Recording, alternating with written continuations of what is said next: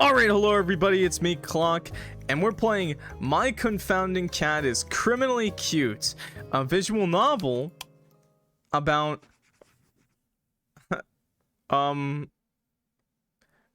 we might be kissing the cat. Don't arrest me, please. Chapter 1, My Confounding Cat.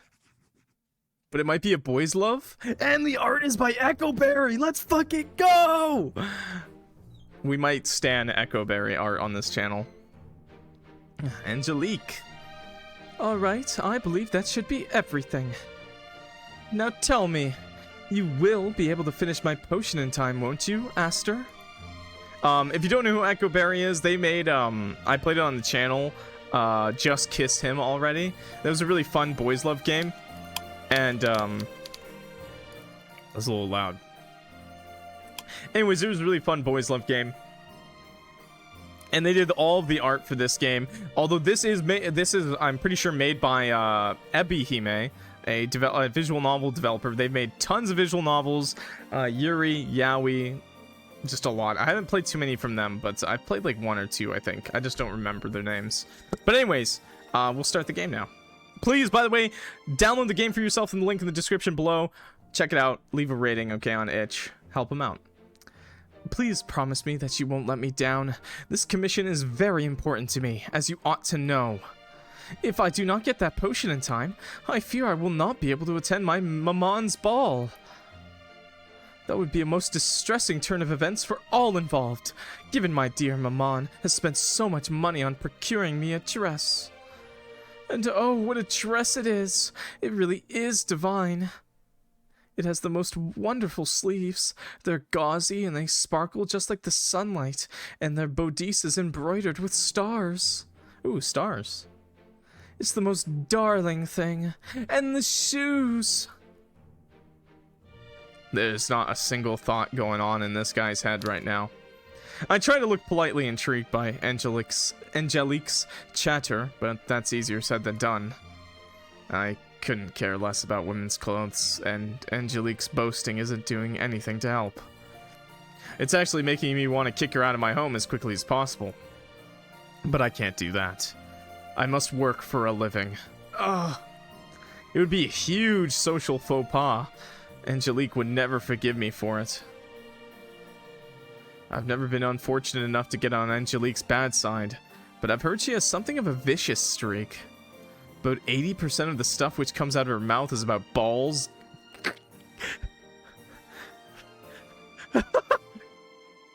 80% of the shit that comes out of her mouth are just balls?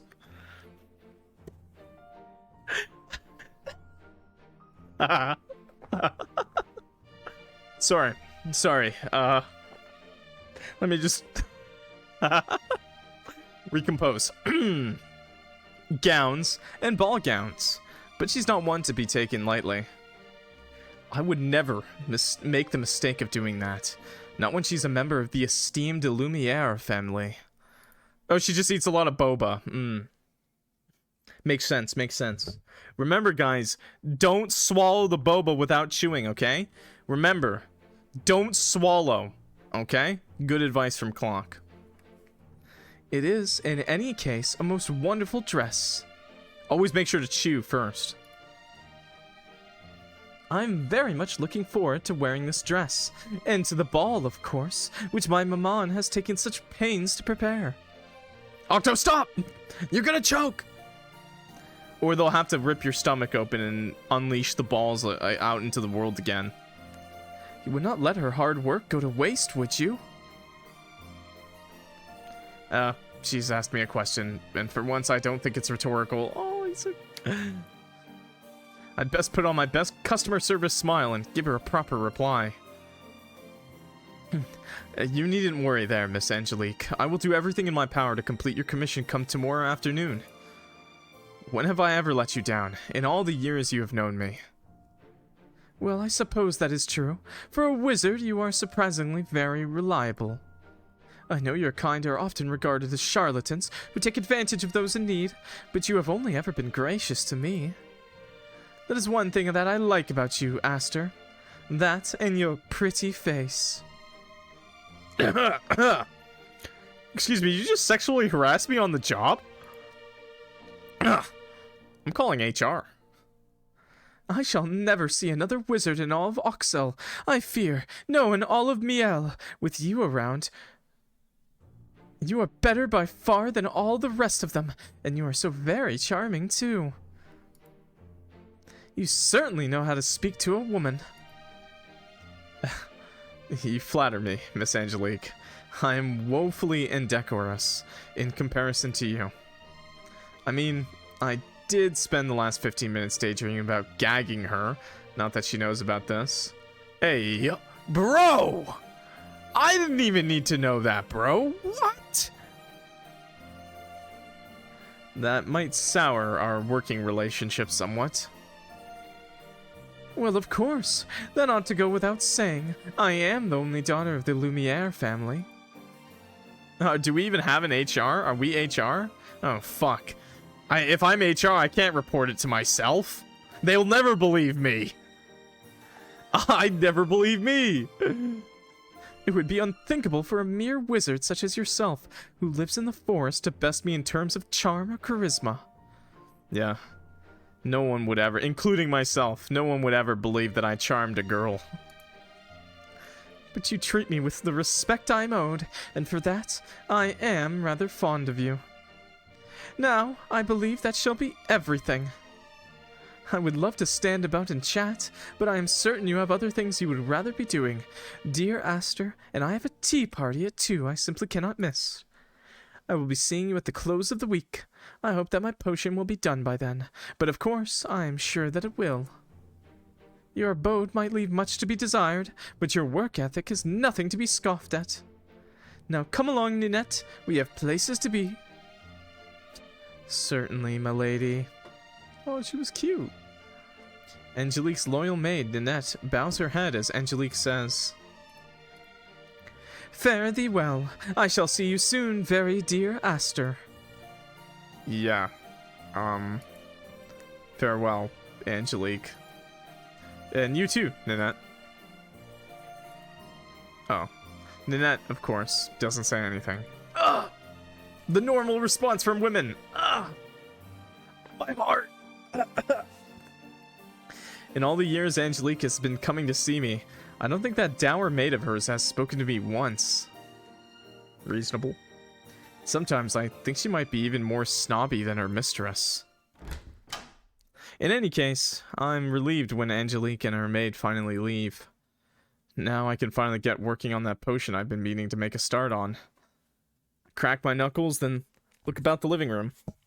Ugh. Ah, there we go, cracking my knucks. Did you guys hear that? It's messy, sure, but it's a controlled sort of chaos. I know where everything is, okay? Wait, he actually said that. I know where everything is, which is pretty important, since I make a living brewing potions for clients like Angelique. Angelique asked me for a potion to smooth out her wrinkles, which is a joke. I mean, she's not even 18 yet. What wrinkles? I'd understand her request if she was, say, in her 40s, but Angelique looks as fresh as a daisy. Ooh, wait, actual stretch check? Ah, yeah, reach for the sky. Ah. That was a good stretch. Thank you, everyone. Do your stretches. Strap in. I believe this game's gonna be at least like 2 to 3 hours. She's been coming to me since she was 15 for tonics to whiten her teeth, to straighten her hair, to lengthen her eyelashes, to strengthen her fingernails. Jesus, she's gonna be like fucking Captain America over here, superhuman. An anti-wrinkle potion is new territory, but it shouldn't be overly complicated to make. Most of my clients are young women and not so young women who are concerned about the effects of aging. I've brewed so many anti-wrinkle potions during the last 5 years I could do it with my eyes closed. Oh, Daniel, you did a good stretch? I'm glad. See, guys? It's comfortable to do a stretch every once in a while. Angelique's potion will probably take me a half hour to make, if that, so I don't need to get started on it at once. I'd far rather take my time. The potion I want to make instead is pretty specialized. A tonic that should let the drinker understand and speak the language of Fey folk, if only for an hour. It's quite a specialized potion, and it's devilishly tricky to get right. Posture check 2. Make sure to do your stretch and make sure you're sitting. If you're sitting, feet flat on the ground, arms and hands level with the desk. Okay. I want to see those backs straight, looking a little down towards your monitor. Okay. It's quite a specialized potion, and it's devilishly tricky to get right. Doesn't have that many practical applications either. Most people would prefer to steer clear of the Feyfolk altogether. Speaking to them is generally considered a no-go. I'm lying on my side, what do I do? Okay, so die. The Fey are renowned for being mischievous, and it's hard to take any sense into them. Talk any sense into them, even if you can understand their language. I can't imagine anybody would want to buy this potion from me, and even if they did, it'd cost an arm and a leg. Been working on this potion for a month now, but I've not made much progress. Okay, don't die. Please don't die. I've gone through a truly eye-watering amount of ingredients to little avail. The steady stream of commissions I get from people like Angelique goes a ways to replenishing my coffers, however. So long as I can continue to get a few customers a week, I can keep on indulging in my more esoteric hobbies during my free time. I work on desperately dull, uninteresting potions to fund my true areas of interest. Nobody will care about this potion, Angelique certainly won't, but I do. I set up my work area, pulling vials from shelves and wiping down the inside of my cauldron, then roll up my sleeves. That's a big-ass cauldron! Now, let's get to work. Let's get down to work. We have all perished. What do you mean all of you died? Were you all laying on your side? I set about chopping up ingredients for my Fey Talk potion, my brow furrowed in concentration. Ghost, meowdy! I hope you have a good time at the concert. We're playing a femboy game. Hehe. I tried using mandrake root during my last experiment a few days ago, but that reacted badly with the newt's eyes. My previous attempt exploded in my face, quite literally, which deterred me for a few days. Oh my god, clock? I'm pretty stubborn when it comes to my potions, but I can get disheartened if things don't go according to plan. It's not uncommon for me to shelve my experiments for days, if not weeks, if I'm having a hard time with them. It took me almost 6 months before I was able to perfect that potion which can turn humans into merfolk and vice versa. It was very tricky. It was hard to test, since I couldn't get many volunteers. Balls. The people from Oxel were worried they'd wind up stuck with gills and tails for the rest of their lives. I had to quaff most of my potions myself, which had some rather interesting, shall we say, effects on my physical health. I didn't get landed with permanent gills or a permanent tail, but I did wind up vomiting bubbles for a week after one particularly bad batch. I didn't let that potion get the better of me, though. I kept pressing on until I'd completed it. I'm many things, but I'm not a quitter. This Fey Talk potion is even more complex than a transformative potion, which was already testing the limits of my knowledge, but I'm determined to finish it. Close to getting it right. I'm sure of it. I have most of the ingredients sussed out at this point. I just need to take a bit of time to fine-tune everything. I'm gonna prove to myself that I didn't graduate from Oleander Academy at the top of my class for nothing. Now let me see, which should I use as the catalyst today? I peruse through my jars of ingredients, then click my tongue. Just wait, chat.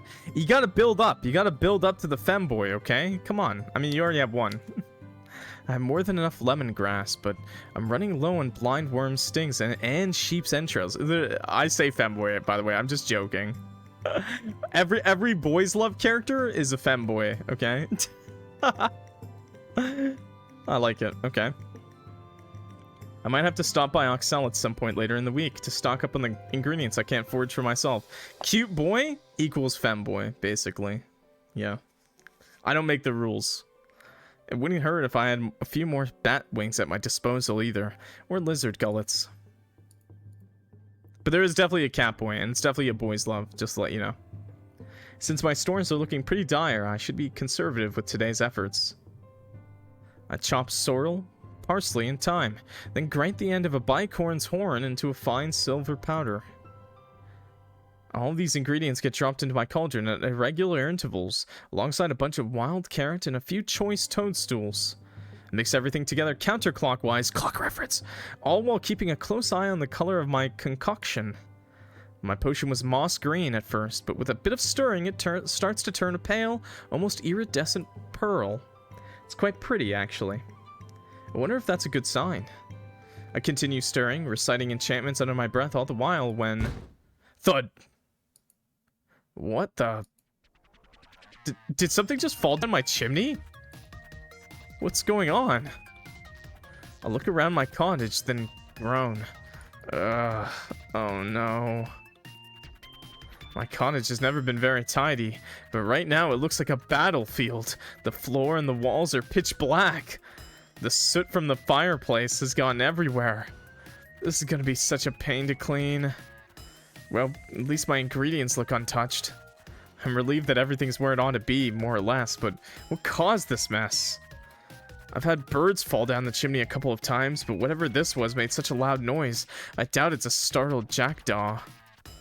I creep towards the fireplace, grabbing the poker as I do. Never hurts to be cautious, then glance down. What is this thing?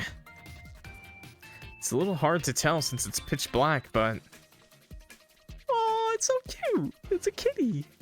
Murr. Murr. The sooty creature mews disconsolately, and the penny finally drops. I've never seen this word before. I'm so sorry if I said that wrong. Are you a cat? Murr. Murr. The cat purrs at this, its eyes wide. Oh my god, its eyes are homophobic, chat! Its eyes are pretty interesting, actually. One of them is blue, while the other is brown.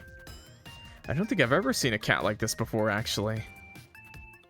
I'm not much of a pet person, but quite a few of my fellow witches and wizards in training over at Oleander Academy had cats. They're a popular choice for a familiar, more popular than toads at least, because they're reasonably intelligent. Some cats can even learn one or two magic tricks of their own, if their owner invests enough effort into their education. This cat, however, is of questionable intellect. I doubt it can be all that wise, since it fell down the flue of my chimney. I wonder what happened. I stare at the cat, as though that'll help me divine its secrets. Please do not the cat. Murr? Jeez. Then I sigh. Don't I have better things to do than stare at a mangy feline all day? Cursory glance at the cat reveals that it doesn't have a collar. See, chat, I have a black cat, and I'm telling you right now, black cats have one brain cell, and they all share it. I'm guessing it's a stray then. It looks scraggly enough, though part of that might be down to the soot. The cat's covered in it. I can't even tell what color it's supposed to be. Could have a snowy white coat for all I know, beneath all that dirt. Now I wonder, what am I going to do? I should probably shoo the cat away and get on with my work, but... Murr. Murr. Murr. Meow. The cat peers at me and I freeze. I can't just kick it out. Not when it's in such a state. That would be cruel. Yeah, you gotta bust out the Dawn dish soap, bro. I should clean it up at the very least.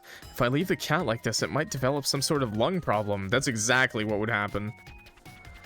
The cat looks pretty woebegone already. It inhales, its nose twitching, and then... No! Not a chew! It sneezes so suddenly I jump. I hadn't known that cats could sneeze, or that they could look so very sad and sorry while doing it. Murr. Meow. The cat mews sadly, its head hanging. Oh no! It looks so pitiful, I can't help but feel for it, poor thing. Well, this isn't how I imagined my morning would go. I wasn't expecting guests, but now that you're here, I suppose I might as well show you some hospitality. I'm not an uncivilized brute, so... Would you like a bath? You look like you could use one. Consent is important, chat, even for animals, okay? I made that offer with nothing but the best of intentions, of course, but as soon as it transpires... A friend in need. Hey, stop squirming! Stop squirming around, you stupid thing! I'm trying to help you! It's so cute, dude, what? Wait, can I screenshot that? Hell yeah! Don't mind me, chat. Meow! Didn't you hear what I just said? You're getting my floor all wet. Kitty potion. Meow. Stop it, I said. I don't have to help you, you know. I'm going out of my way to look after you, so the least you could do is appreciate it. Now, sit still. That's what my cat sounds like, by the way. The cat doesn't look very happy with this order, but he still obeys. Thank goodness. Do not the cat, bro. The cat's ears fold back, and looking disgruntled, he subjects himself to the indignity of shock, horror, being washed by me. He angry. It's horrible of me, really. How could I countenance doing something so very wicked? I must be the spawn of the great demon queen Asmodeus herself. Based on the way this stupid feline has been acting, you'd think I was torturing him, not trying to help. You can glower at me all you want, but I'm doing this for your own good. You don't want to traipse around being utterly filthy, do you? That's what I thought. Besides, if you'd gotten any more sooty paw prints tracked all over my floor, I'd have been pissed. Try to keep my house clean, you know. The cat glances about my living room at this in a manner that looks almost disbelieving. He isn't judging me, is he? First Angelique, now him. I can't catch a break. Hey, stop looking at me like that. I didn't have to run a bath, you know. I could have, maybe I should have kicked you out the moment you fell down my chimney, but I didn't. I'm nice like that, see? At least I can be. Toe beans, huh? You really shouldn't try my patience, though. Its reserves are limited, just like bicorn horns. Meow? Yes, that's right. That's why I'm telling you to behave. You're on your very last warning. Do you hear me? Mrrr. I think the cat must hear me loud and clear. Those pointy ears of his aren't just for show, because he purrs discontentedly and hangs his head. Oh, he looks pretty woe-begone, but he doesn't try to squirm away from me again. This is progress. If he keeps being this well-behaved, I ought to be able to get him all washed and dried in under 10 minutes. It's annoying I have to do this at all, though. Then why did you offer? You're more trouble than you're worth. Do you know that? Mrrr. Yeah, I'll bet you do. You ought to count yourself lucky you're a reasonably cute animal. If you were a stoat or a ferret, I would have cursed you without a second's thought. What the hell? That's fucked up, bro. Ferrets are cute. I don't know what a stoat is, though. Chat, what's a stoat? Oh, you want to know whether I can really do that? Well, you'd better hope you don't find out. Ferret adjacent. Weasel. I know what a weasel is. Okay. Don't test me, Pipsqueak. I don't have that much patience. I love how fast you guys are to respond for my dumb ass. Thank you, thank you. 15 minutes later. Right, I think that should just about do it. I finished drawing the cat to the best of my abilities, then stepped back to admire my handiwork. The cat looks a little worse for wear, but that's probably to be expected. He did just fall down a chimney. His fur is still all matted, but at least he isn't sooty. That feels like an accomplishment, at least. The only thing I would probably instantly kick out would probably be a rat or a possum. Fuck those possums, man. Possums drawn. Every time you see like a cartoon or like someone drawing a possum, super cute. Oh, like little rat buddy. Like he's cute. He's no real life. Dear Lord. At least they can't give you rabies. Opossums are great. What do you mean? They're fucking scary. Dude, you do not want to look at that thing. It looks like something out of Beetlejuice, dude. They eat ticks, so I love them. Don't they also carry a lot of problems? No, they can't give you rabies. They can't give you rabies, but I'm pretty sure I feed my local ones. Hey! You shouldn't be leading. That's not good. Wait, don't feed. You shouldn't be feeding your local animals. Say that like any wild animal can't give you diseases. Okay, all wild animals can't give you diseases. That's true. But I like squirrels. Opossums are great for a distance, but terrifying up close. Hate opossums because they eat my chickens. Fuck those opossums! All my homies and me hate opossums. No, I'm kidding. I don't hate them, but that's okay. I've seen one time, and it was fucking terrifying. They're huge. Or bigger than you think they would be. His fur's still all matted, but at least he isn't sooty. That feels like an accomplishment, at least. Spooked by squirrels? What? Okay, I know I just said you're not supposed to feed wild animals because they get dependent on it, but when I was a kid, I was a kid! We used to feed the chipmunk and the squirrel outside my house peanuts. Like one time, like a couple times, the squirrel would like hop into my hand and the chipmunk would hop in my hand while I held the peanuts. It was so cute. I think I've done all I can do. Now, are you going to be a good boy and get a move on? Time's wasting. Meow. The cat pads over to me. He rubs his head against my calf in what is probably meant to be an affectionate manner. Or maybe he's just being obsequious? Obsequious? Either way, it is kind of cute. Do not the cat! But I'm sensing there are ulterior motives at play here. Don't you want to leave? Is that what this is all about? Oh, meow. Cat gives my shin another rub. I'm no expert when it comes to cats, but I think that's a resounding yes. It's sweet he's gotten so attached, I guess, but... I'm sorry, but I can't let you stay here. I don't have any room for you. My house isn't very big, see? Meow. Is he trying to talk me around? I know you're pretty small and you wouldn't take up that much space, but you still need food and water and time, too. Bro, it's a cat. Hell, if it's an outdoor cat, you don't even need to feed this sucker. You act like you don't get annoyed by our cat. I get annoyed by my cat just by it being around me, and then I start wrestling it. There are resources I can't afford to give you, the last one in particular. I'm too busy to take care of a pet. I'd only end up neglecting you. Well, that's the thing about cats, they don't really care. You don't want that, do you? Meow. You say you don't mind. Meow. You can hunt for food on your own. Meow. You just want somewhere you can rest your weary head at night. Excuse me, why did I understand every single sentence that cat just said? Meow. Oh yeah, I'm a cat boy, I forgot. Yeah, I get that. We're all looking for a place we belong in this world. But I found my place, see? Been living here on my own for the last 5 years, and I'm perfectly content with my lot in life. I don't need anybody else getting in my way. Meow. Yeah, I know, it sucks, but that's simply the way it is. I'm just not cut out for living with other people. But that's a cat. I'm too antisocial. Meow.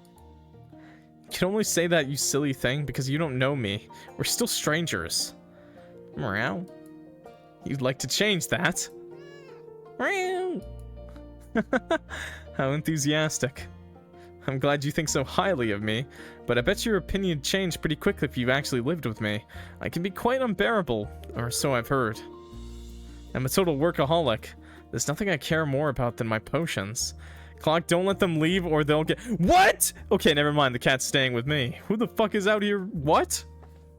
If you got in my way, I'd probably wind up losing my temper. Meow. You'd like to see that, would you? I imagine you'd be singing a different tune if I really did get mad at you. Might not look very intimidating, but I can be if I want. Meow. You don't believe me? Well, good. Let's have it stay that way. I don't have any real urge to lose my temper at such a small animal. What you saw when I was trying to clean you was nothing, really. Now you really must leave. I was in the middle of working on a potion, you know, before you so rudely interrupted me. I'd like to get back to work, and I can't afford to keep babysitting you. Mer. You say you're not a baby? That's funny. You're sure acting like one. Meow. So I'm drinking some water. Thirsty boy. Then you think I should let you stay here because you're a baby? Mer. That's sound enough logic, but I'd make an even worse parent than I would a pet owner. So I head on over to my front door, then open it with a creak. It's time for you to go. Shoo shoo. Hi, Nana. Meow. Here, wait. Actually, this might be the sound effects volume, so I might turn it up a little bit. I turn up the volume just a little bit, okay. Cat's ears droop. He looks pretty cut up about all this, but he doesn't try to argue. Instead, he slinks over to the open door, his head hanging all the while. Sadly, he shoots me one last parting look. Oh yeah, YouTube, if you don't know, this is the yaoi Jesus fit punishment chat gave me. Then with a sniff, he heads off. Question, why is your hydrate check off? Is hydrate off? Like, can you guys not click it? Can you not click hydrate? Reward is unavailable. Why is it unavailable? How do I fix that? Manage rewards. Give me a second, chat. One of these mods. One of these mods. I don't know how to do it. I don't know how to do the thing. Manage rewards. Not. Why are you nutting on me? Don't do that. Don't do it. Don't do it. Don't do it. It says it's enabled. Okay, well, Ginger's up now, and now she's gonna fix it. Please don't nut on the cat. I will kill you. I will murder you. I will find you, and I will break your back. On my knee. I know I've made the right call in ridding myself of my feline friend, but... Hey! Not on me either. Daniel. I know I made the right call in ridding myself of my feline friend, but... Oof. For some reason, my heart feels heavy as I shut my front door behind me.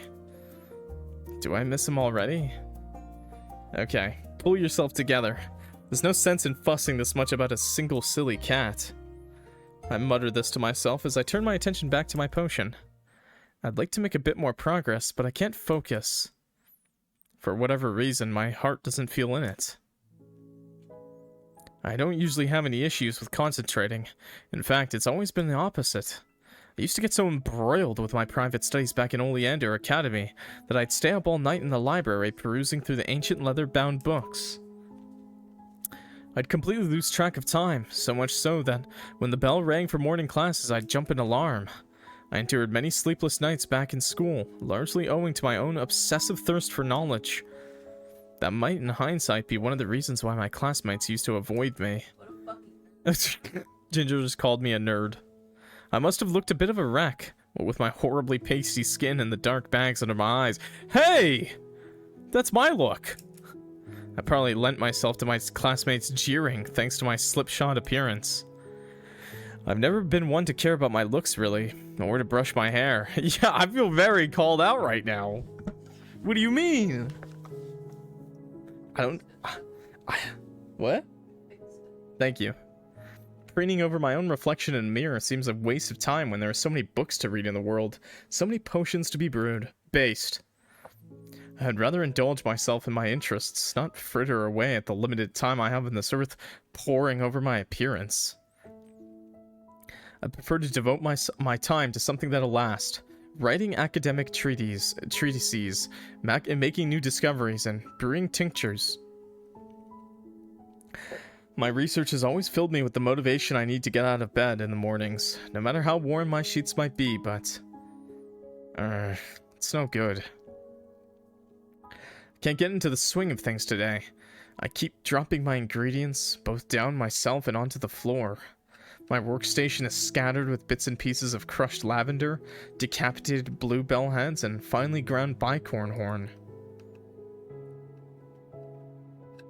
I always keep my windows shut while I'm working, so the breeze can't interfere with any of my ingredients. In both the winter and the summer months, this self-imposed isolation is something I'm used to.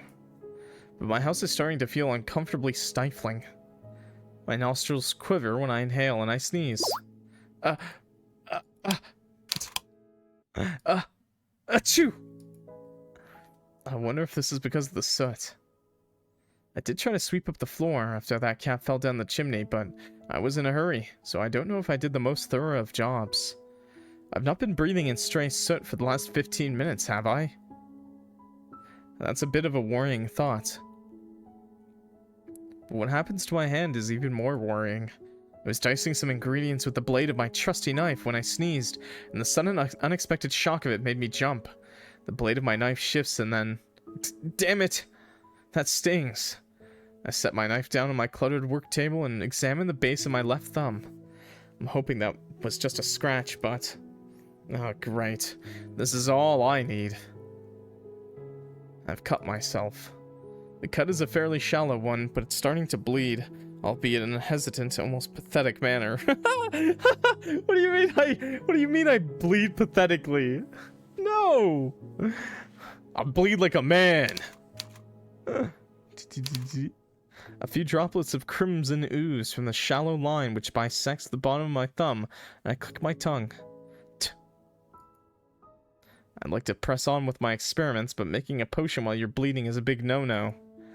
Blood is a pretty potent ingredient when it comes to magecraft. Getting any of it into a potion can drastically change the composition of said potion to a dangerous degree. Blood magic!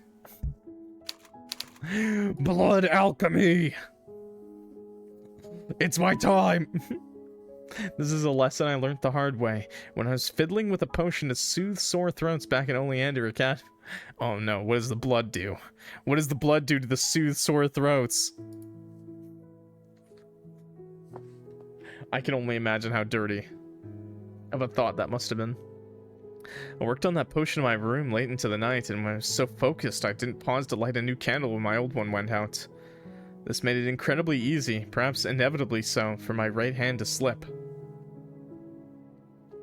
The blade of my knife bit into my left hand as it did just now, and, well, the results were nothing short of disastrous.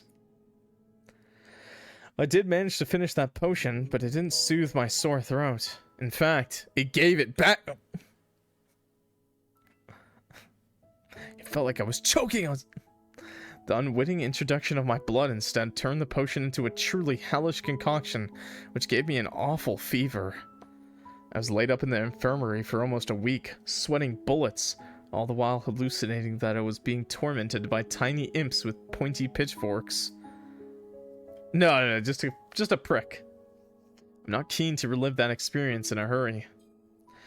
Oh, I guess I better call things for now and wash my hands. I should throw out the ingredients I was laboring over too, in case I've gotten any blood on them. Never hurts to be too careful, but it can certainly hurt if you're too careless.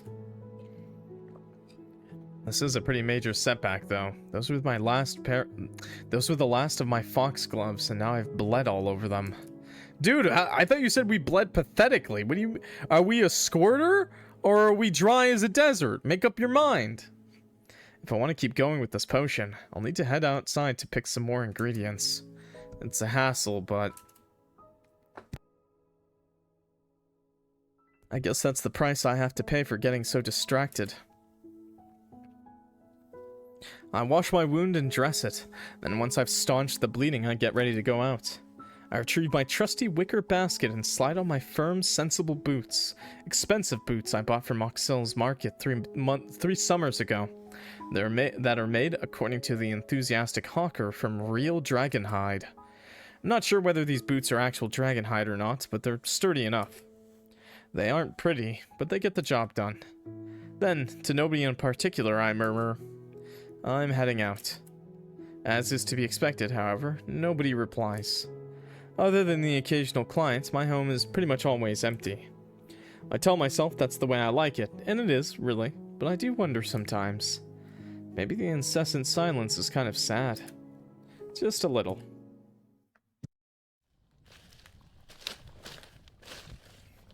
Yeah, be a real man. Perform some blood alchemy for me. Hey, blood alchemy? Where my sacrifice is at. I need a new philosopher's stone. Chat, you want to volunteer? Now let me see. Ooh.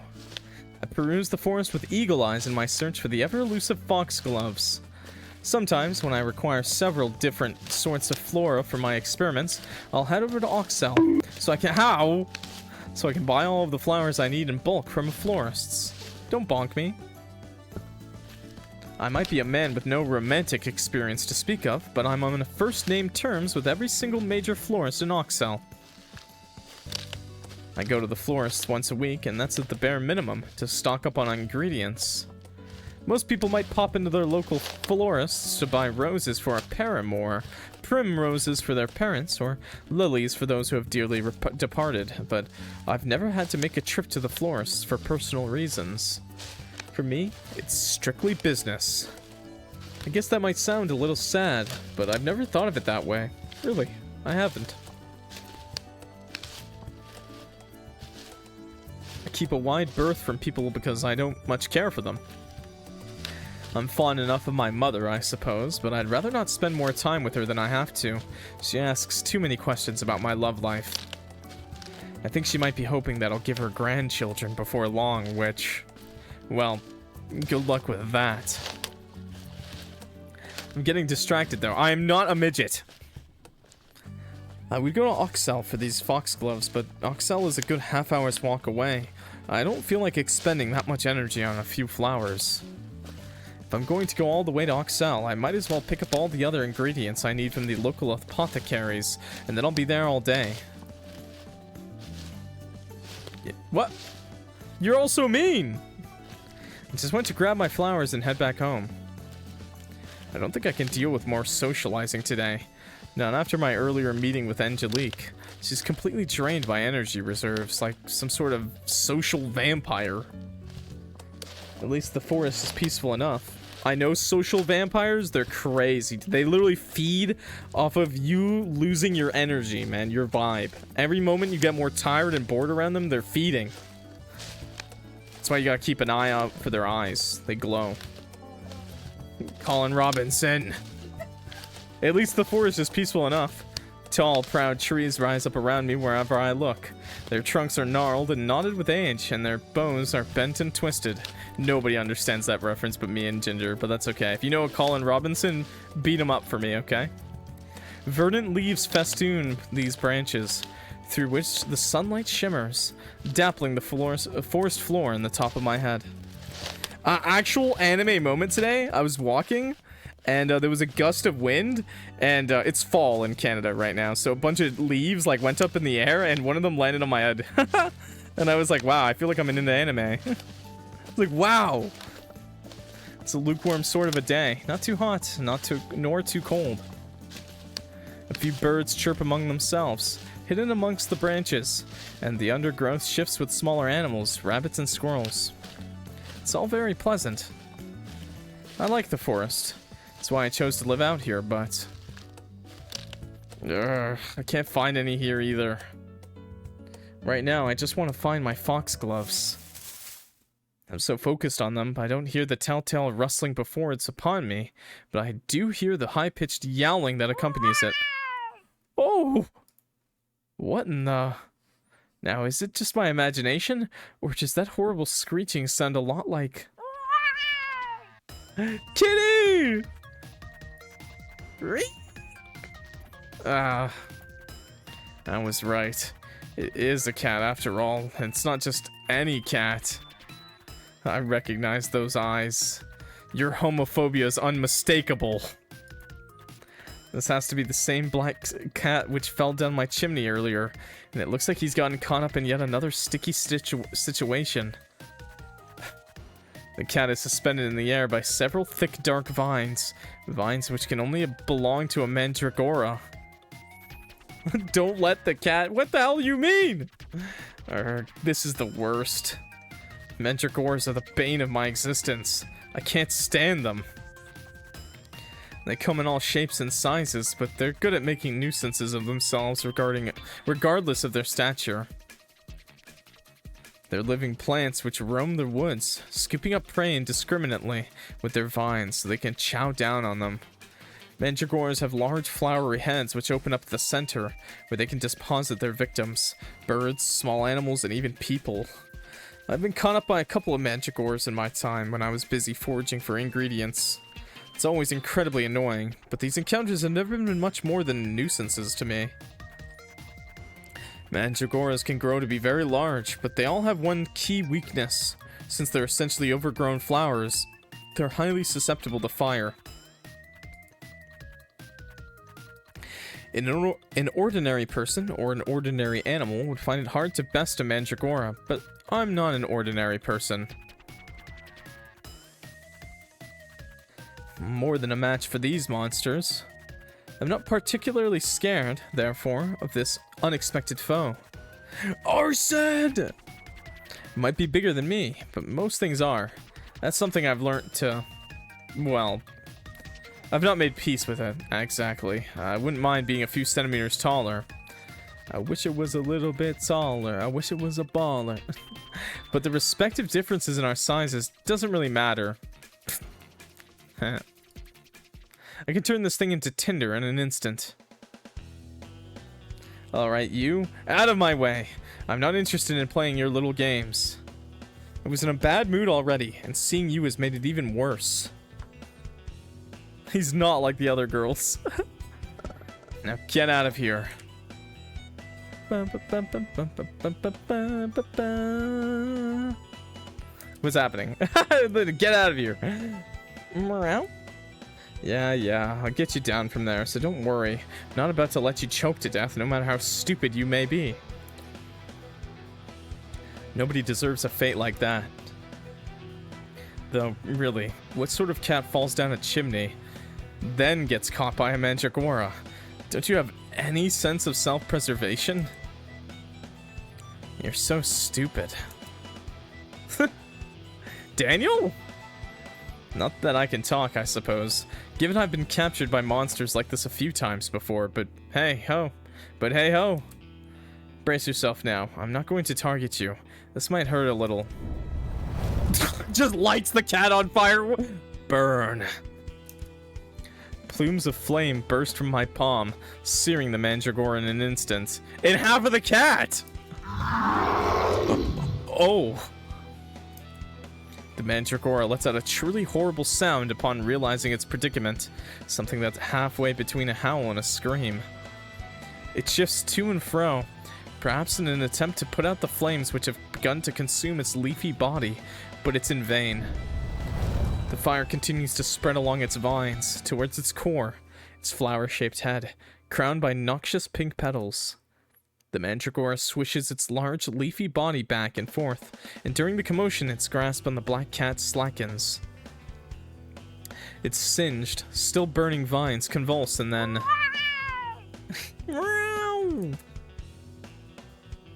The cat falls through the air, plummeting towards the forest floor. No!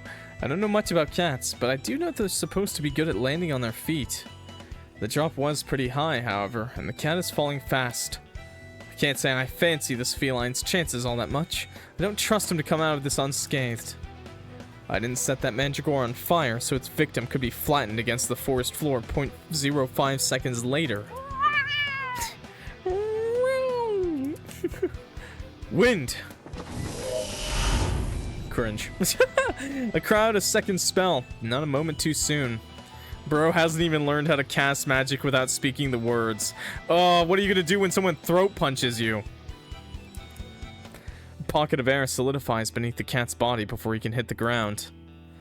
The cat looks a little shaken about all of this, but he doesn't look any worse for wear. I think he'll be fine.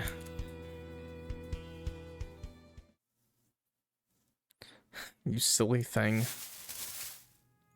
I scoop the cat up into my arms as I speak, then press him to my chest. Do not the cat. Do not the cat. Hehe, screenshot. Sneaky screenshot. By this point, the mandragora has sloped off into the forest, still smoldering. I didn't hit it with a spell potent enough to singe him into an immovable crisp. I didn't want to risk immolating the cat in the process, so the mandragora will probably be fine when it puts itself out. I can't say I care too much for the plight of the mandragora, though. I'm much more concerned about the cat. How did you get snatched up by that creature anyway? I thought I told you to be careful. Meow. The cat hangs his head. Does he regret what he's done? Well, good. He should. Now, don't give me that look. It won't absolve you of your own idiocy. Can you really not be trusted on your own? That's what I thought. Jeez.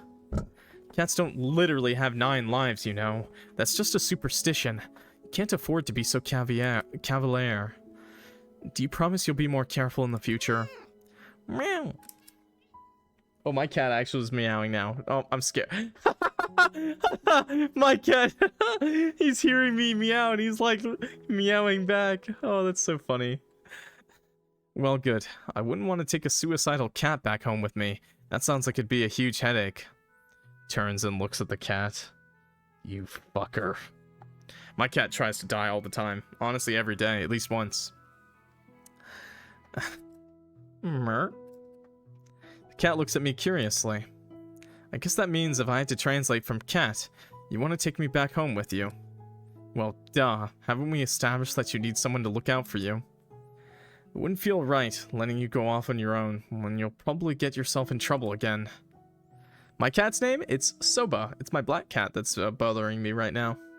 Not bothering, just hanging out with me.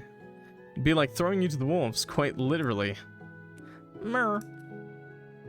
Ah yes, that's right. There are wolves who lurk in this forest, though they only tend to come out during the night. Didn't you know that? Meow. You didn't? I'm glad I was able to warn you then. Now, do you want to come home with me? It was only through sheer dumb luck that you survived that entanglement with that awful monster. If any more predators go after you, you might wind up being a goner. I'm a goner. Somebody catch my breath. I love that song, dude. Mer. The cat purrs, then nuzzles his cheek against my chest. I appreciate the sentiment, but it's fine. You don't need to thank me. As a wizard, it's my job to help others. Now let's go. I don't know about you, but I don't much like hanging about in the forest like a scarecrow. Octo, do you just know all the 21 Pilots songs, Octo? And that's how I wind up carrying the cat with me through the forest, all the way back home. Yo, good night, Nana. Have a good night. Catch the rest on YouTube. Are we a furry? No. But we might like cats. Not all of them, huh? They're pretty good. The fox gloves I wanted to pick up have been all but forgotten. We may not have stopped for a fox gloves, but we sure did pick up a cat. Cat distribution system works in mysterious ways, chat. I can't stop for a diversion now. Not with a black ball of fluff to look after. I can always worry about that potion later. I don't bother trying to resume my work when I finally get back home. Instead, I turn my attention towards making some food for my little guest. I'm guessing you must be hungry after the day's hardships. A guess which proves to be right on the money, given he practically wolfs down the bowl of chicken I set in front of him. Clock, are you a gay furry boy? No, I am not. I am just a clock. In fact, I'm literally just a clock. TikTok. Do you like that? Okay. Alright, bro. Do not the cat. Do not the cat, man. Meow. Mer. I'm guessing that's a yes. I laugh and bend down to scratch my new companion behind the ears. What have you been eating lately? Anyway, you're so skinny. Meow. Haven't you been eating? Meow. I take it you're a stray then. Don't you have an owner? The cat looks at me for a few moments, bits of disgusting chicken sauce spattered against his whiskers, then shakes his head. Was that in response to my question? Not a thought behind those eyes. Oh, there is a thought, and it's eat. Must eat. It's unlikely, but you're all alone. The cat nods.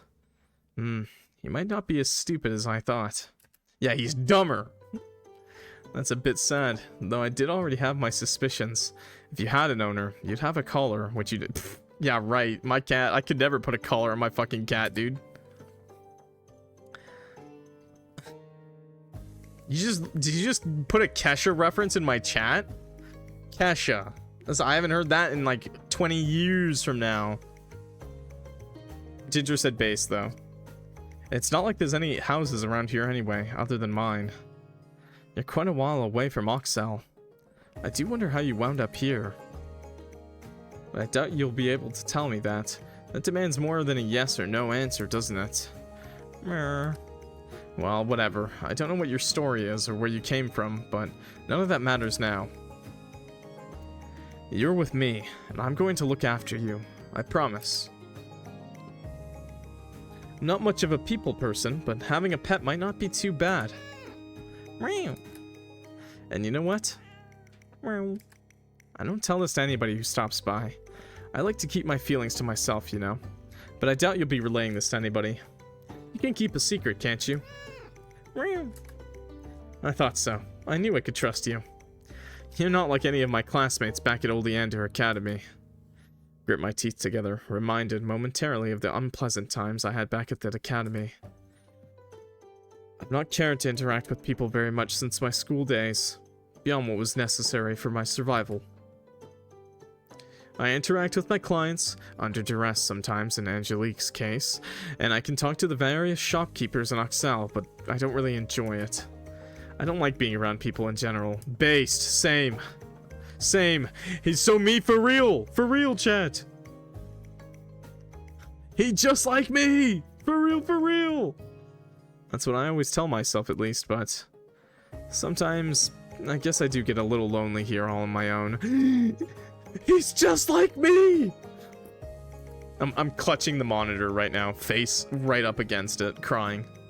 It's not like I'm desperate for friends or anything, but having a little guy like you around might not be so bad. Oh, you're wondering about all that stuff I said earlier? Yeah, I know. I might have said I didn't have the time to look after you. I'm still not sure if I do, actually, but even the great wizard Aster can change his mind. I might have made a mistake. You're a handful, yeah. Oh, it's only gonna get worse, brother. You just wait until the cat gets comfortable. But you might not be as bad as I feared. I'd like to think that you and I will be able to get along decently well, so long as you don't fall foul of any more mandragoras. Do you think you can do that for me? Well, good.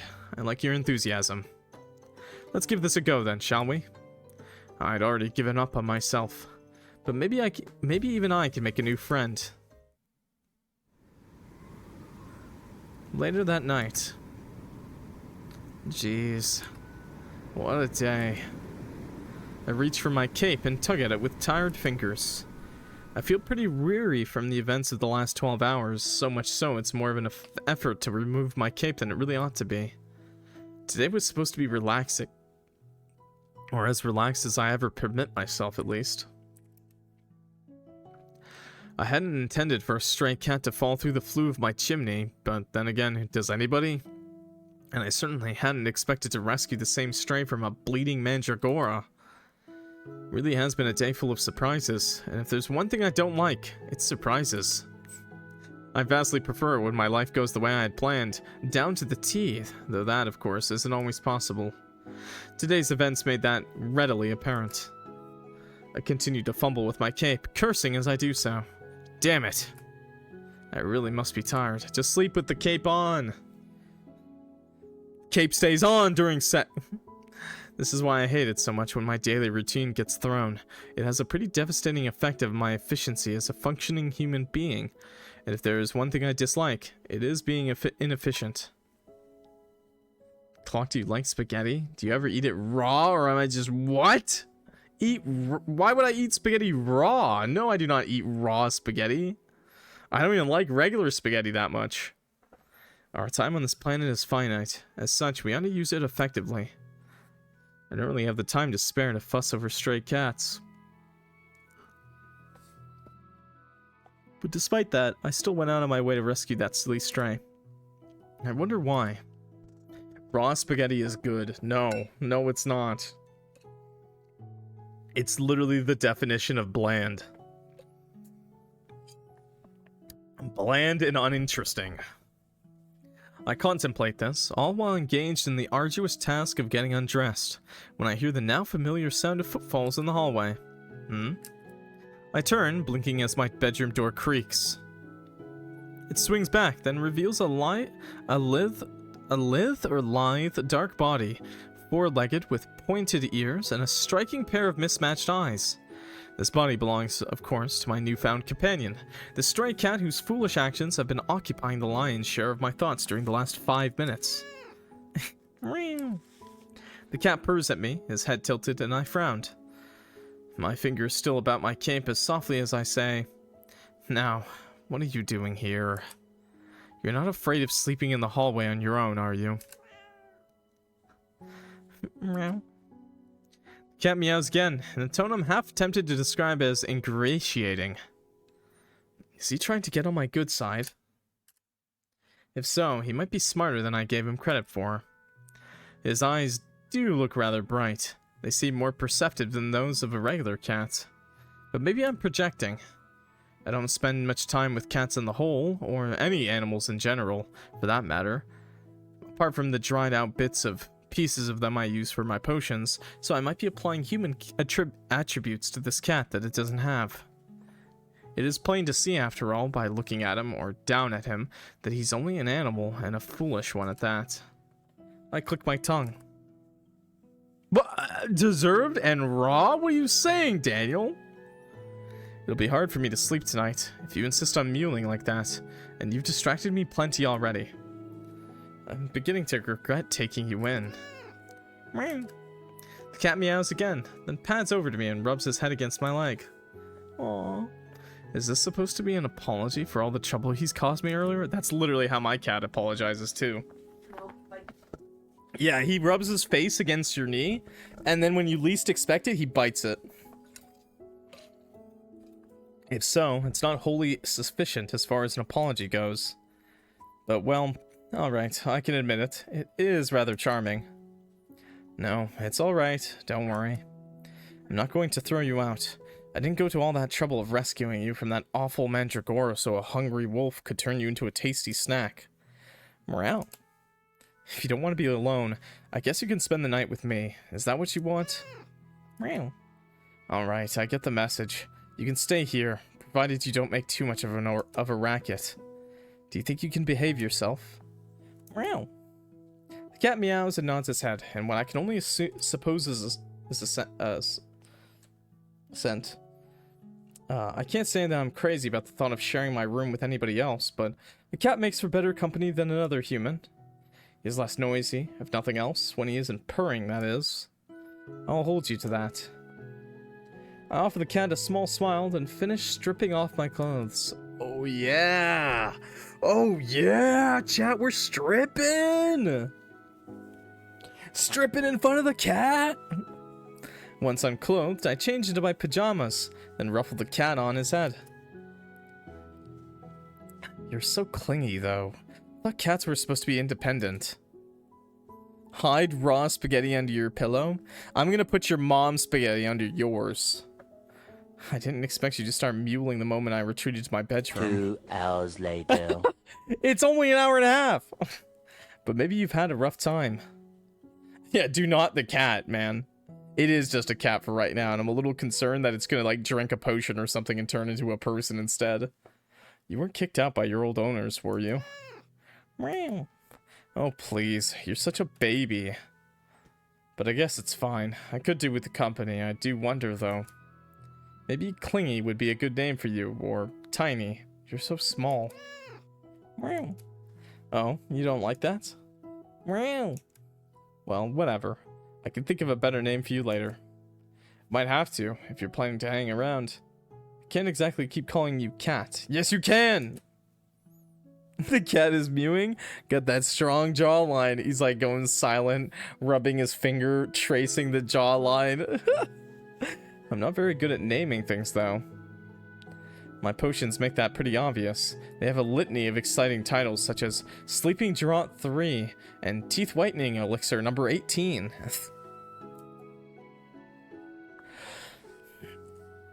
A lot of people come to me, by the by, because they want white teeth, and no, I'm not wholly sure why. Chat, when making pancakes, don't put the berries down first, put the batter down, and then the berries. Wait, I like it when the blueberries are popped. I like popped blueberries in my pancakes. They're yummy.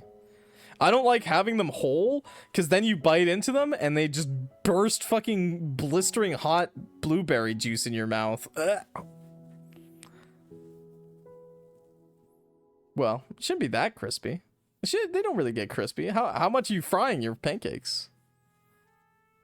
Seems to be a popular trend with the folk over in Oxel at the moment. If I'm having fruit pancakes, I usually like, I still go with maple syrup, but I like to top off with whipped cream.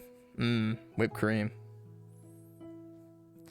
Might take me a bit before I can give you the regal, dignified name you deserve. I hope you understand, cat who was formerly known as Tiny, no matter how briefly. Banana pancakes. Ooh. Oh, okay, I don't have banana pancakes. My favorite thing for breakfast that I make, like, at least once a month, is, banana caramel French toast. It's like the best thing I can make for breakfast. Not really. I think my eggs Benedict is really fucking good, but it's my favorite thing to eat. With maple syrup, of course, as well. Not good for you at all, but... Meow. Huh. Well, good. I'm glad you have so much faith in me, at least. I would be less convinced if I were in your shoes. Or, paws. Haven't had eggs Benedict before. I want to try them. Definitely try them. They're really great. They're usually a bitch to make, so definitely go to a breakfast place for them. But they're really great, in my opinion. I like mine with, pea-meal bacon. The OG, you know, pea-meal bacon, English muffin, poached egg, and hollandaise sauce. With a little bit of chives on the top. I like salt and pepper as well. What y'all's go-to word for when you don't know what to say but still want to contribute? Not gonna lie, mine honestly is just meow. What do you mean? What do you mean contribute to the chat? What's your favorite breakfast? Tell me right now. But I'll try not to let you down. Maybe we can stick with Tiny until I can think of something better at least. Yeah, I know it sucks, but just try and deal with it. We all have our own crosses to bear. Hey, yo, that's... twin-size mattress? That's a good reference. I snuff out the candle on my bedside and slide beneath my sheets, then glance over at Tiny. Hash browns, coffee, fried egg on rice, runny yolk and soy sauce, eggs Benedict, FNAF reference, egg sandwich. Alright, those are some good answers. It was really plain answers. Most based answer was coffee by Daniel, though. Good job, Daniel. Are you going to climb aboard, then? There's plenty of room. Meow. Tiny purrs at me in a manner which seems uncharacteristically malcontented. I don't think he's very happy with his current name, but he's not so very unhappy that it keeps him from accepting my exceedingly generous offer. Tiny leaps back on his haunches, then, after a pause, jumps up. He lands nimbly on the side of my bed. More nimbly than I had thought him capable of. The cat's going crazy. Given the numerous scrapes he's gotten himself involved in during the day, then pads over to my side.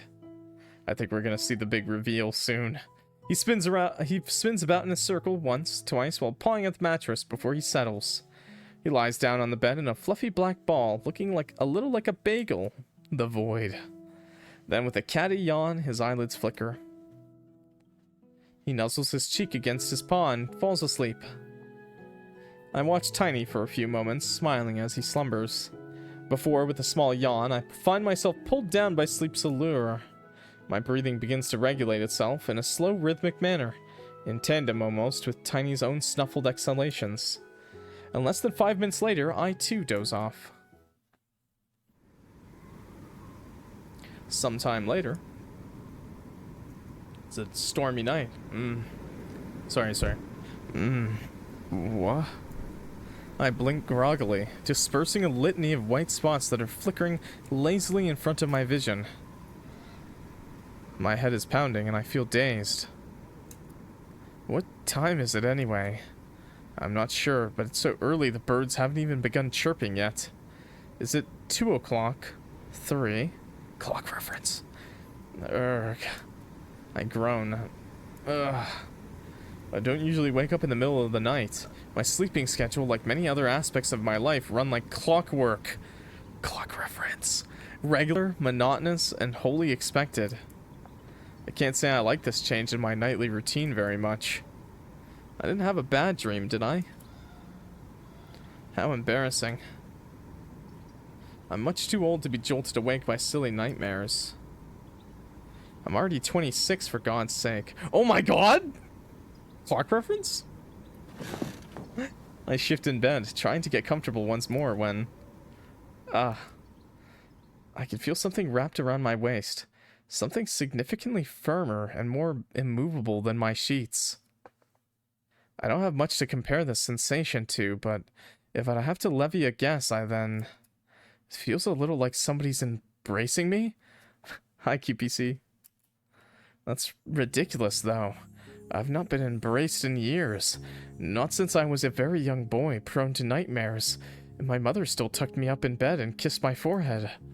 I've been living in my small cottage all alone, deep in the forest for the last 5 years. During this time, I've not engaged in any degree of intimacy with any living creature, beyond accepting coins from the palms of my customers. I've certainly never hugged any of said customers, though a couple of them do seem fonder of me than is professionally appropriate. I've heard it said I have a decently pretty face, despite being so aloof. But I'm getting ahead of myself. It really does feel like somebody's embracing me. But why would they? Who are they? What does this person want from me? And most pressingly of all, how is this happening? I turn about in bed, my eyes wide, and then... Hey, yo! Not so cozy cat nap.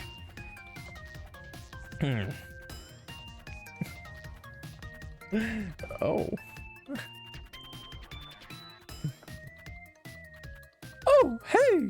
Are you finally awake?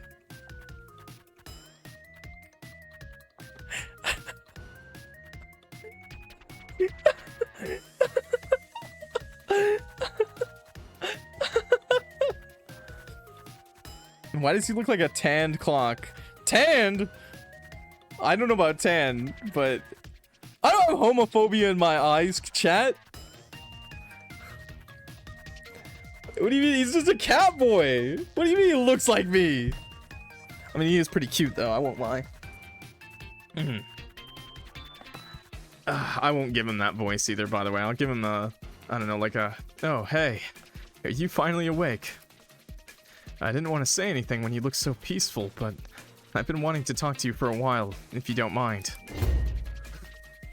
There is somebody lying in my bed after all. Our faces are so close together. It feels like he's staring into my very soul. Our noses, meanwhile, are scant inches apart. They might as well be brushing. Clock but homophobic. No! I see the homophobia in his eyes, chat. I know he's homophobic. His lips, too, are perilously close to my face. So much so, he would need only lean in a little bit and then... Now, why am I thinking this? It's most unlike me. I shouldn't be letting my thoughts get the better of me. Oh, we should. Now kiss! Now kith. I should shout at this man, this stranger, and cast him from my bed in an instant. But for some reason, his eyes make me halt. I wonder... You're not... tiny, are you? Oh, he's big. Oh, he's not tiny at all, chat. This man, who is a good deal more muscular than I am, scoffs. Then, in a low voice that's more appealing than it should be, he says... I am, yeah. Though I have a few issues with that name. I don't think it suits me very well. Right. I take it you're not really a cat, then. No, I'm not. How astute of you. The man, not tiny, grins. Whatever gave it away. Oh, shut up. Stop being such a smart aleck. I push not tiny away, at long last. My bed might be small. Twin-size mattress! But there's really no reason for him to cling to me like that. And shuffling back, I say... What is your name, then? And just who are you? What's going on? Well, I'm glad you asked. I'm not, as you correctly guessed, a cat. Not really. Okay, so we're in the clear, chat. We're in the clear. He's a cat boy, not a cat-turned man, okay? It's safe. We're safe. I'm a perfectly ordinary human. As a matter of fact, without a single drop of magic in my bloodstream. At least, not to my knowledge. My name's Blaze, not Tiny. My parents aren't around anymore, but I'd go back in time and crucify them if they'd call me that. He's literally Clock. No, I'm kidding. It's a pleasure to meet you. Properly, I mean, Aster. Thanks for taking me in and for bathing me and feeding me and for saving my hide and all. I really do appreciate it. Oh, it's no problem. I answer somewhat stupidly until a split second later I start. No, wait, this is a problem. It's a big problem. If you're an ordinary human like you claim to be, then how'd you wind up in the body of a cat? Don't tell me. Yeah. I think you might have figured it out already, since you're an all-powerful wizard, but I might as well spell it out. I was actually cursed. I did suspect as much, yes, based on what you said, but why? What did you do? Nothing, really. I just happened to make a powerful enemy is all. That must have been a very powerful enemy. They must have been powerful, yes, to perform a transformation spell on you like that. I have no idea. I had no idea that you were really a human when I saw you. You had me quite fooled. I know. I'm sorry about that. I know it might seem, from your perspective, that I tricked you into free bed and board, but that really isn't the case. I wasn't trying to hoodwink you. I didn't want to become a cat any more than you want to be lying in bed with a stranger like me at this moment, I'm sure. Well, I feel like if we didn't want this, we'd probably get out of the bed. So he is aware that I'm finding this whole situation incredibly uncomfortable, is he? At least he's not wholly ignorant. That, or I'm worse at hiding my real feelings than I'd like to think. Perhaps both are true. Let's go with that, so I can save some face. This just kind of happened, I guess. Please, these things don't just happen. Did you make an enemy out of a witch? That's exactly what happened, yeah. I pissed her off pretty bad, and without any warning, Blaze snaps his fingers. Well, you saw the end result. She cursed me into the body of a cat. You aren't a cat now, though. No, I'm not. It looks like the spell wears off after midnight. I wouldn't be surprised if I turned back into a cat come the next morning, however. That seems like the sort of thing she would do. Blaze sighs, then looks down at himself, picking out his trousers. It feels good being back in my original body, but I shouldn't get complacent. Wait, is this the first day he got cursed? The curse hasn't been broken just yet. And this curse, I frown. Now that I put a bit of much-needed space between myself and Blaze, I can think a little more clearly. I feel more level-headed, but I still don't quite feel like my usual self. But can you really blame me? I defy anyone to remain calm in a screwy situation like this. Me, I would. When was it cast on you, do you know? Oh yeah, that's easy. It happened earlier today, around midday. Midday? So you'd only been a cat for a couple of hours when we met? Something like that, yeah. That goes quite a long way to explaining why he was so awful at being a cat. He hadn't very much experience. I feel almost inclined to let him off the hook after that incident with the Mandragora. But only almost. Hey, Blaze, enlighten me. How much do you remember from the time you spent as a cat? Oh, I remember pretty much all of it. The spell I was hit with, whatever it was, hasn't done anything to mess around with my memories. And I watched. Oh, we bathed them, chat. Oh, we did bathe the cat. Why'd you ask? Why, you wonder? I grip my teeth together, my fingers curled on my lap as a sudden realization hits me. If he remembers everything about the time he spent as a cat, then that means he remembers falling down the flue of my chimney, being attacked by that Mandragora, and I was getting undressed when he came into my bedroom.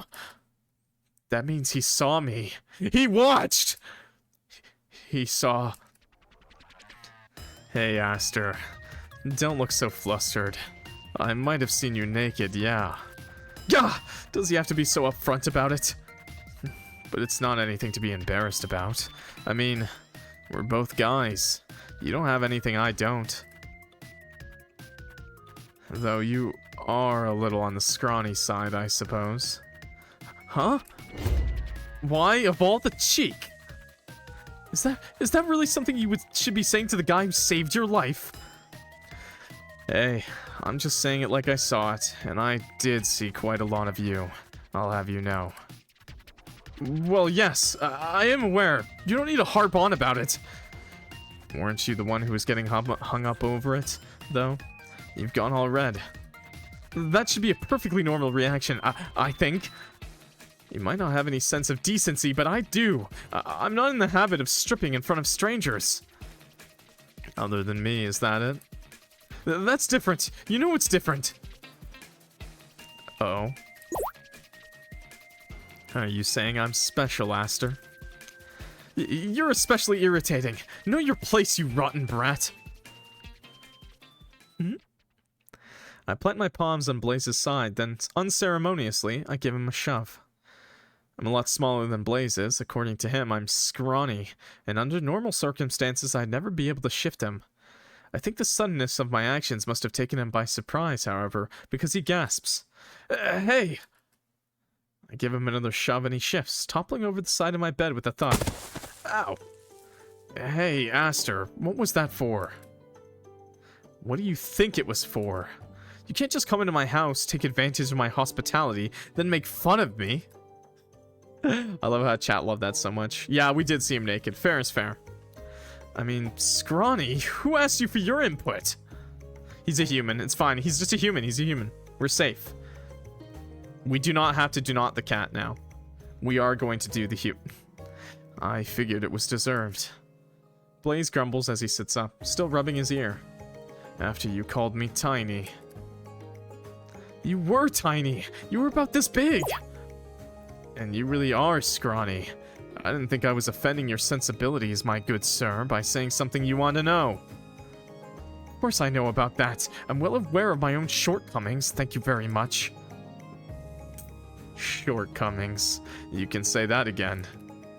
But you don't need to point them out. Need I remind you, you are a guest. You are only here because of my hospitality, which is not, I must warn you, boundless. Now, if you don't want me to kick you out into the night, I'd advise you to keep your bottom lip buttoned. Manners don't cost a penny. Alright, I'm sorry. I didn't realize I touched a nerve. You are so sensitive. Have you ever stopped to consider, Blaze, that it is not I who is too sensitive, but you who are unpardonably insensitive? Nope. I can't say it ever crossed my mind. Urgh.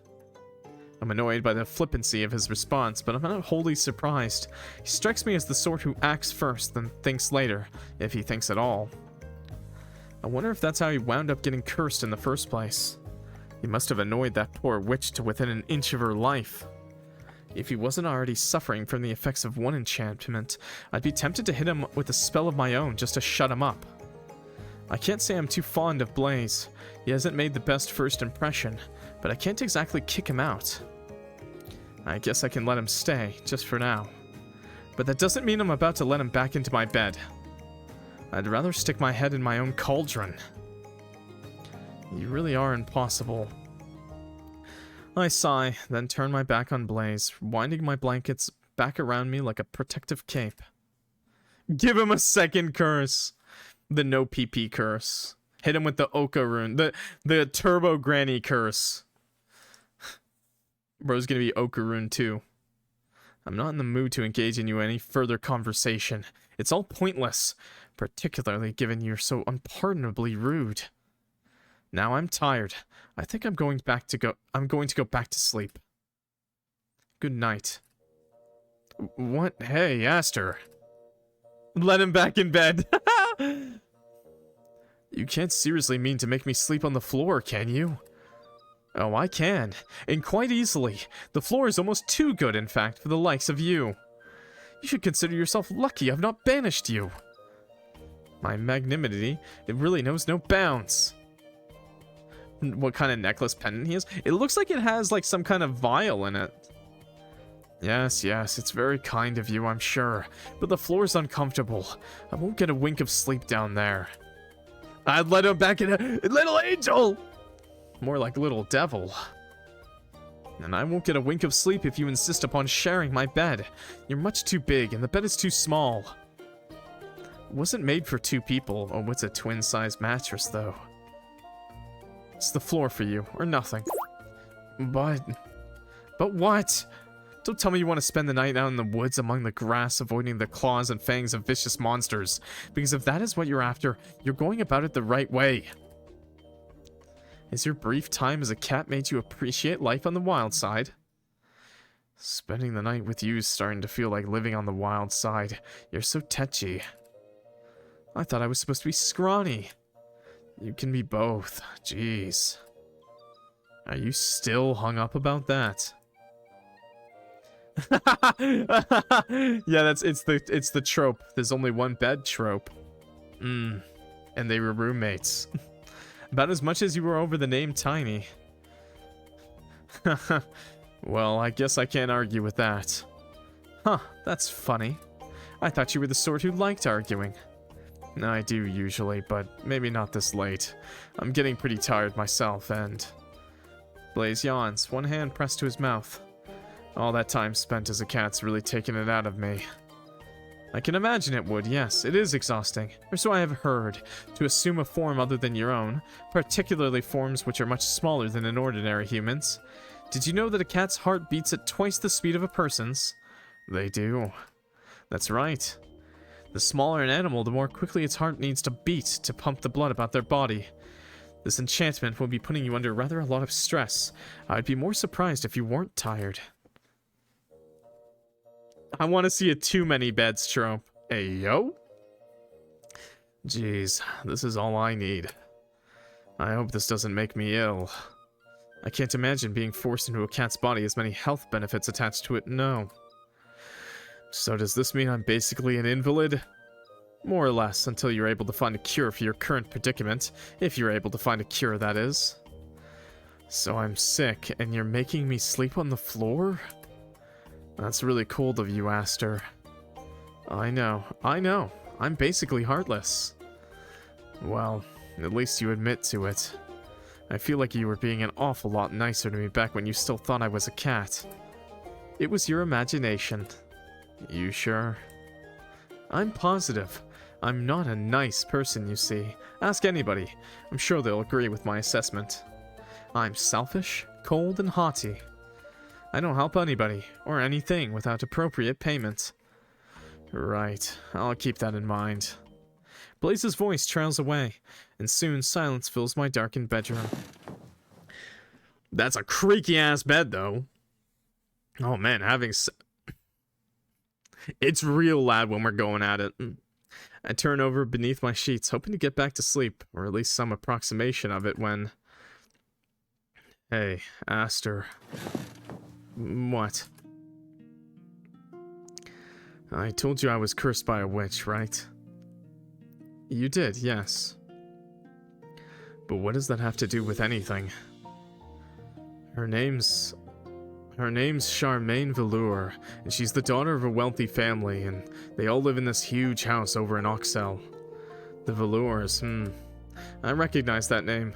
I know they're incredibly wealthy, though I didn't know they had a daughter. I thought they had a son instead. Femboy? I suppose you learn something new every day. Or night, in this instance. I don't know what sort of spell she hit me with, so I don't know how to lift it. I don't think I'll be able to figure this out on my own, but I can't exactly ask Charmaine about it on my own. I don't think the curse has been broken yet, so... So what? I raised an eyebrow. What do you want from me? I was wondering if you could talk to her for me. You might not be the best with people. I wonder what gave that away. But you should be a damn sight better at talking Charmaine around than I can. I mean, at least you can actually talk. And you're not a bad looker either. I reckon you'd be rather handsome if you put a bit more effort into your appearance. Maybe combed your hair. Charmaine likes handsome men, ones who are all skinny. I think you'd be her type. Femboy twinks. Oh, please. You don't need to flatter me. I already know what you think of me. A twink! Twink spotted! Don't think I've forgotten. You're still stuck on the scrawny thing, huh? Blaze clicks his tongue.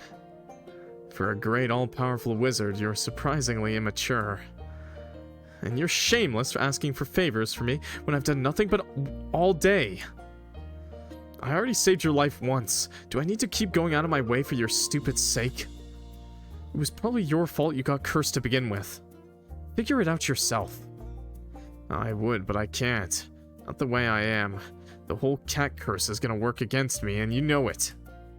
I need someone to help me, if I'm ever going to be able to talk some sense into Charmaine, and right now you're the only person I can ask for help. So you're asking me as a matter of convenience. Well, yeah, but though you might act all snippy, I think you're a decent guy deep down. Deep down? Please, you don't even know me. Whatever gave you that silly idea, other, I might ask, than your own desperation? Gee, I don't know. Maybe it's because despite all your belly aching, you did save my life. A fact you're keen to keep reminding me about. If you didn't care, I don't think you would have gone out of your way for me as much as you have already. That must mean you're a pretty stand-up fellow, mustn't it? Beneath it all. Hey, yo, what are you guys talking about deep? Oh, wait, deep into his soul? He's a nice guy. He's outwardly nice. There's nothing beneath it all, I'm afraid. This is simply how I am. And I'm inclined to help weak, helpless animals over fully grown men who get into scrapes of their own volition. You were much more charming when you were still a cat. And I'll probably go back to being a cat soon enough. Wouldn't you want to help me then? For a cat, he's being pretty dogged about this. Again, I'm tempted to cast him out of my house, but I can't, despite my better judgment. That would be cruel. I really am a bleeding heart. Blaze's puppy dog eyes aren't making this any easier on me either. You mean homophobic eyes? I'm certain he's to blame for his own predicament, but... Oh, very well. I can take you to Oxel tomorrow if you like, and seek out this Charmaine. I'll ask her about the curse, see if I can find a way to help you lift it, but I'm not doing this for your sake, do you hear me? I'm offering because I want to get you out of my hair as quickly as possible, that's all. Right. That sounds great. Thank you so much, Aster. I knew I was right to rely on you. You're really not such a bad guy after all. Oh, don't try me. I can be. I know I don't look like much, but I am one of the most accomplished wizards around. Sure, I'm not quite on the level of the likes of Hehe, Clarence, who also graduated from Oleander Academy, but who is? I think I'm plenty accomplished in my own right. If you piss me off, I'll make this little enchantment Charmaine has cast on you look like a child's play. Right, I'll keep that in mind. Remind me not to get on your bad side, Aster. Oh, I think it's too late for that. Remind me not to get on your worst side, then. So, about Charmaine. She lives... Blaze rattles me off Charmaine's address, something I would usually ask to wait until tomorrow, though I can't blame Blaze for wanting to be thorough. Did you just say titty eyes? Little angel, what kind of eyes are you looking at? Titties, apparently. Damn, I wish I was you right now. He has no choice but to impart his information upon me now, while he still can. Right, I think I've got it. I'll keep a mental note of it, so don't worry. I'll see this witch tomorrow, and we can have a nice friendly chat. It's a bit too late right now, however, to contemplate it. I think I really will be going to bed now, if you've nothing else to say. That's everything. Thanks for listening, Aster. Although, you're not going to let me back into the bed, are you? 2 hours later. Shut up! Nope. What gave it away? It was just a hunch. I don't think you're a bad guy, Aster, but you can be a bit of a jerk sometimes. Did you know that? 2 hours later for the sex? No. It's something I'm very well aware of, believe me. That doesn't upset you. Why should it? I've heard worse. Ha! You get upset about the strangest of things, though I guess we all have our sore spots. I'll wish you good night then. You can, if you wish, though I fear that might be a bit presumptuous of you. How'd you figure?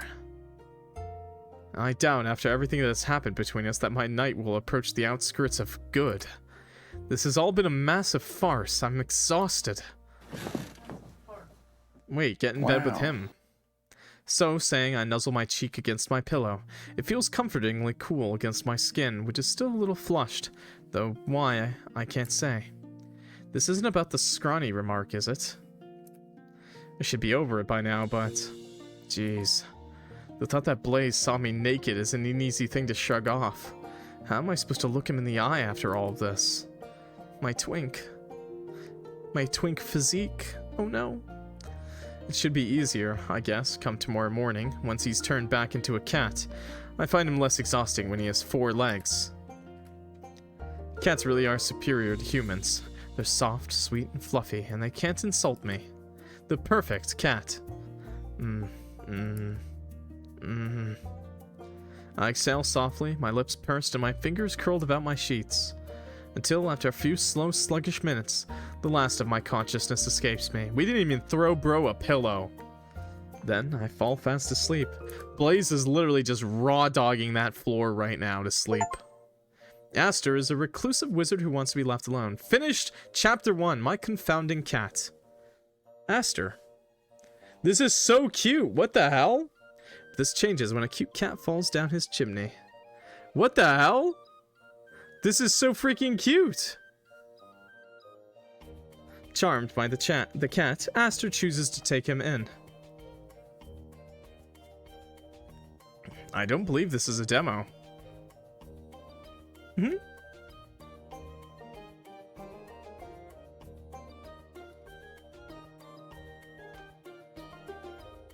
Fire! Fireball! But he soon discovers there's more to this cat than meets the eye. Blaze. This is great. Excuse me? What just happened? Hey, yo, I haven't seen those scenes. Hey, yo! I have not seen that!